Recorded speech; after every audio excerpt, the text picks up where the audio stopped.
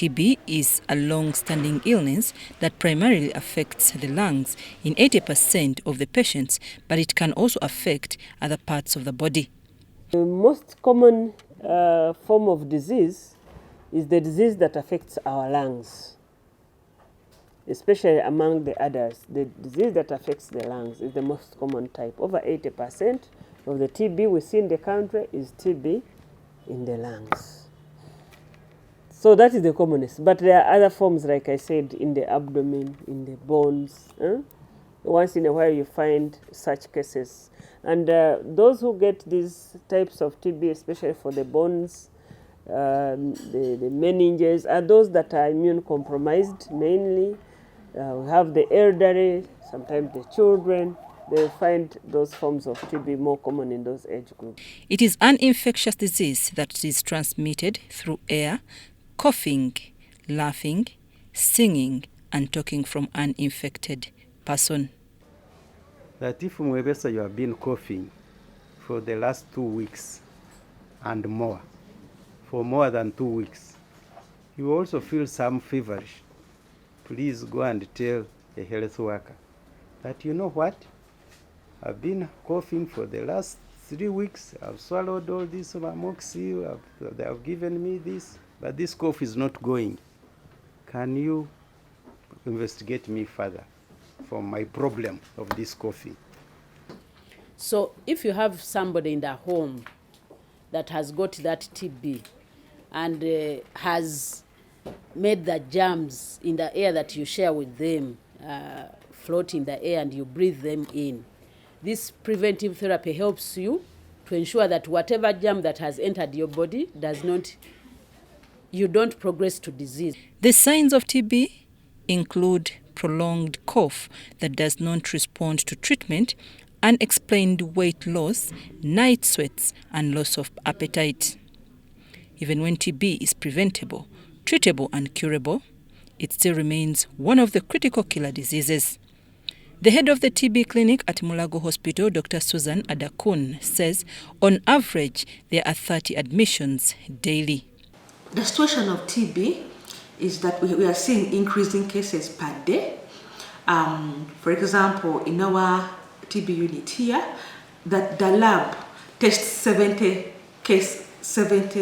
sputum samples for TB daily, and of those 70, 4 of them turn out to be positive. Mulago TB Clinic has modern GenExpert machines for TB screening.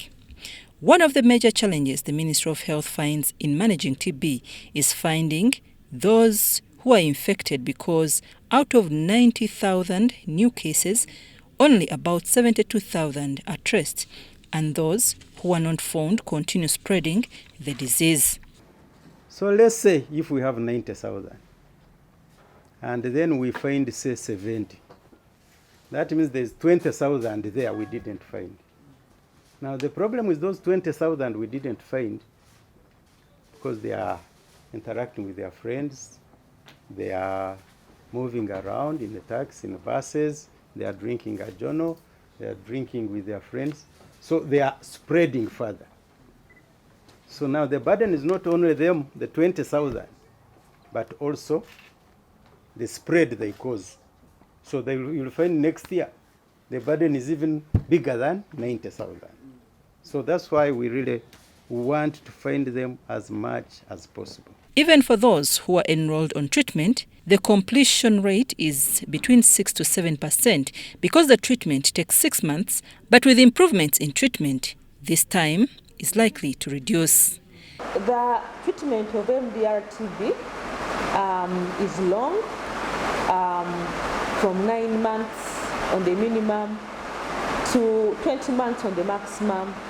And currently we're using drugs where the duration has been long, and therefore some patients were not completing their treatment. But recently, the World Health Organization has given us new guidelines where they have reduced the duration of treatment to 6 months. So we have 6 months and only 4 drugs: bedaquiline, clomid, linezolid, and rofloxacin. and we hope that this shortened treatment of fewer drugs will actually improve treatment outcomes, and that our patients will all be able to cope with their medication. Some patients shared their experiences on how they discovered that they had TB. Namuli Winfred successfully completed the treatment, and now her life has come back to normal.